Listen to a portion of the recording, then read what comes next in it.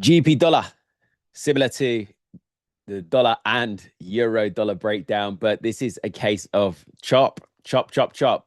The GBP had drifted to the downside versus the dollar at the open because obviously there has been escalation between US and Iran, various tit for tat strikes on both sides is occurring, but it's still this optimism that a deal is going to be hashed out. Trump seeking edits to the US and Iran deal. These guys haven't left the negotiating table, which is key. If they had left the negotiating table, then obviously this would be very worrying for all um, for markets, really. But there's optimism, delusional optimism that remains.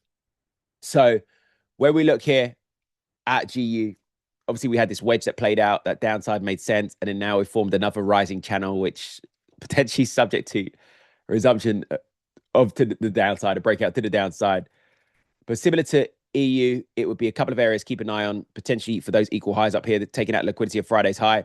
We'll come and challenge that around 134.85.